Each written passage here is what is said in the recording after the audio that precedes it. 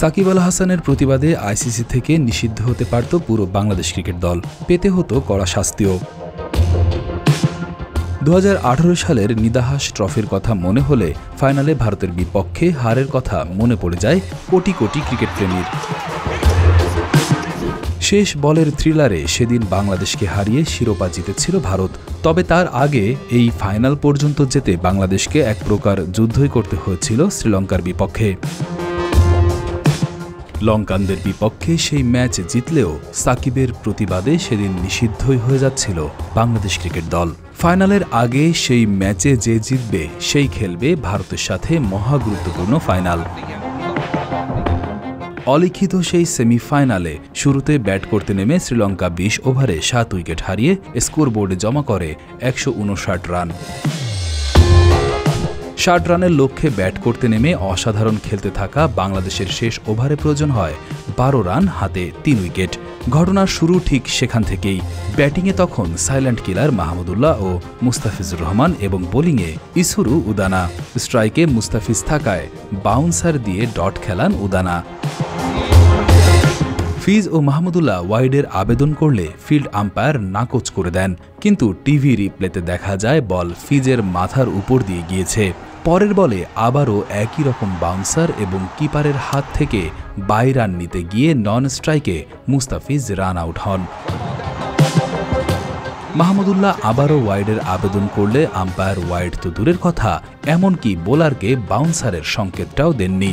ব্যাস, সেখান থেকেই শুরু হয় সাকিবের প্রতিবাদ। ডাগ আউট থেকে বের হয়ে বাউন্ডারি লাইনে এসে ফোর্থ আম্পায়ারের সাথে ওয়াইড নিয়ে শুরু হয় সাকিবের তর্ক বিতর্ক। আম্পায়ার সাকিবের প্রস্তাবে রাজি না হওয়ায় সাকিব মাঠে নামা নতুন ব্যাটার রুবেল ও সেট ব্যাটার মাহমুদুল্লাহকে বারবার মাঠ ছেড়ে বেরিয়ে আসতে বলেন। ম্যাচ রেফারি থেকে শুরু করে রাসেল আর্নল্ড ও আম্পায়াররা সাকিবকে শান্ত করার চেষ্টা করলেও সাকিবকে থামানো যায়নি সেদিন। বারবার আগের মতোই রুবেল ও মাহমুদুল্লাহকে মাঠ থেকে বেরিয়ে আসার নির্দেশ দিচ্ছিলেন।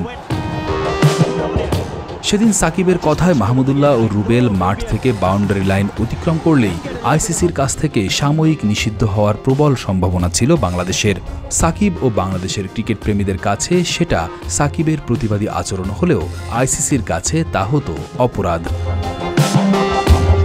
তবে মাথা ঠান্ডা রেখে রুবেল ও মাহমুদুল্লাহ মাঠ ছাড়েননি। তবে রাগে সাকিব চলে যান প্যাভিলিয়নে।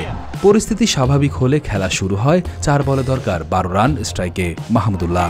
সেই অবস্থা থেকে তৃতীয় বলে 4 এবং চতুর্থ বলে 2 রান নিলে শেষ 2 বলে সমীকরণ দাঁড়ায় 6 রান। টান টান উত্তেজনা, তার মাঝে অস্তিত্বের লড়াই। ব্যাস, উদানাকে লেগে ফ্লিক করে 6 মেরে ম্যাচ ও যুদ্ধ দুটোই জিতে যায় বাংলাদেশ। সেই ম্যাচ জয়ের পর টাইগারদের বাঁধভাঙা উল্লাসে বোঝা যাচ্ছিল কতটা মরিয়া হয়েছিল জয়টার জন্য। সেই ম্যাচ শুধু লঙ্কানরা হারেনি, বরং রীতিমতো অপমানও হয়েছিল শ্রীলঙ্কা। কারণ ভারত ও শ্রীলঙ্কা ফাইনাল খেলবে এমনটা ভেবে তারা সেই ম্যাচের আগেই তাদের দেশের সাবেক ক্রিকেটার ও ক্রিকেট বিশ্লেষকদের দেওয়া নিমন্ত্রণ পত্রে ভারত বনাম শ্রীলঙ্কা ফাইনাল ম্যাচ লিখেছিল। তবে দিন শেষে কিনা ফাইনাল খেলল ভারত ও বাংলাদেশ। এই লজ্জা কি আজও ভুলতে পেরেছে শ্রীলঙ্কা?